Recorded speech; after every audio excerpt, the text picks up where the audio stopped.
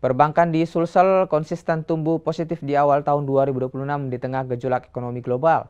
Otoritas Jasa Keuangan mencatat dana pihak ketiga atau DPK perbankan capai 145 triliun rupiah.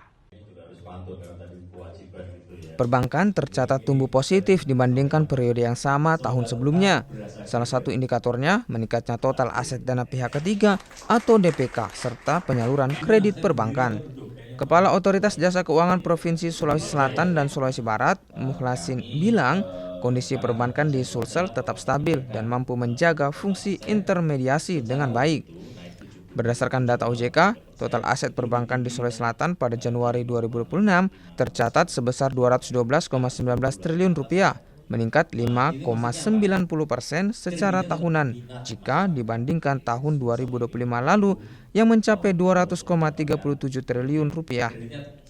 Sementara dana pihak ketiga atau DPK yang dihimpun perbankan mencapai 145,27 triliun rupiah, tumbuh 7,83% dibandingkan Januari 2025 lalu sebesar 134,73 triliun rupiah.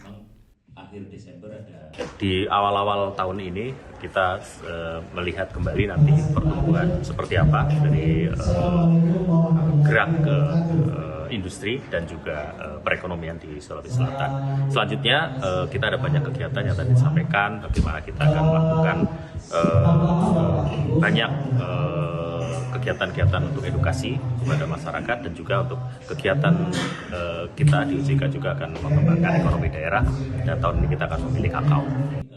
Tingkat intermediasi perbankan di Sulawesi Selatan tergolong tinggi, terlihat dari rasio loan to deposit ratio atau LDR yang mencapai 119,11%. Meski demikian, kualitas kredit tetap terjaga dengan baik.